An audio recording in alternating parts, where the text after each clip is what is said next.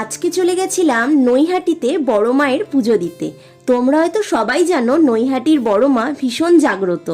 আমার অনেক দিনের ইচ্ছে ছিল বড় মায়ের কাছে গিয়ে পুজো দেওয়ার, তবে সেই সুযোগ হয়ে ওঠেনি। আজ যখন সুযোগ পেলাম তখন আমি চলে গেলাম বড় মায়ের কাছে পুজো দিতে। আর প্রথমে গিয়েই দেখি মন্দিরে কিন্তু বাইরে ভীষণ লাইন ছিল, বেশ অনেকটা লাইন ছিল। আমরা কিন্তু পাশের থেকেই পুজোর ডালা নিয়ে নিয়েছিলাম। পুজোর ডালা নিয়ে আমরাও কিন্তু লাইনে দাঁড়িয়ে পড়েছিলাম। অনেকক্ষণ লাইনে দাঁড়ানোর পর তারপর আমরা মন্দিরের ভিতরে প্রবেশ করি।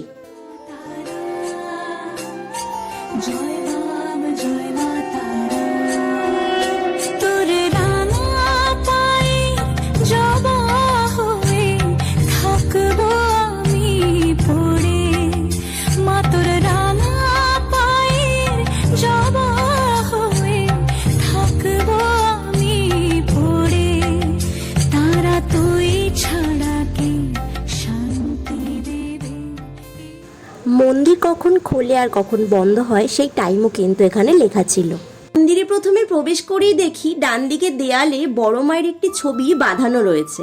তারপর মন্দিরের ভিতরে রাধা আর কৃষ্ণের মূর্তি রয়েছে, আর সেই মূর্তির সামনে কয়েকটা গোপাল ঠাকুরও ছিল। রাধা কৃষ্ণের মূর্তির পাশেই ছিল বড় মায়ের মূর্তি।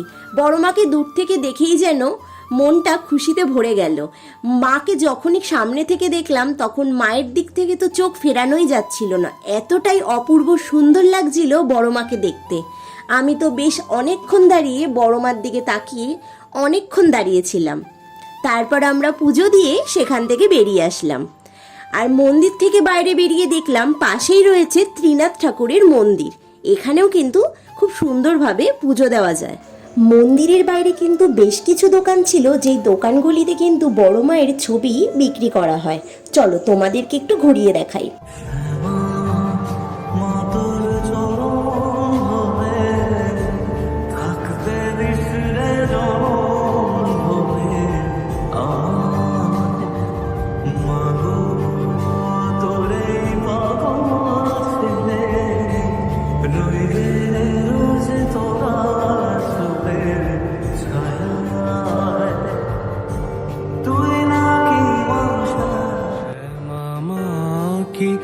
আমার কালো রে শ্যামা মা কি আমার কালো,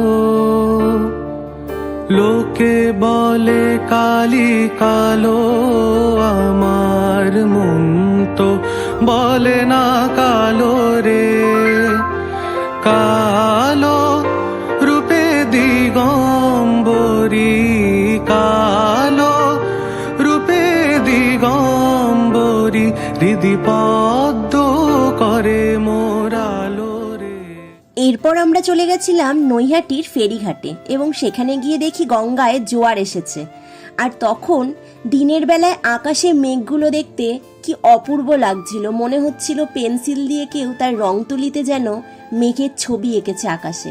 খুব সুন্দর লাগছিল, তাই আমরাও বেশ কিছু এখানে ছবি তুলে নিলাম। তারপর কিন্তু আমরা ফেরিঘাট ঘুরে বাড়ি চলে আসলাম। আর ভিডিওটা তোমাদের কেমন লাগলো আমাকে কিন্তু কমেন্ট করে জানিও। আর যদি ভালো লাগে আমার ভিডিওগুলো তাহলে কিন্তু please like, comment, share and subscribe করে দিও আমার চ্যানেলটা।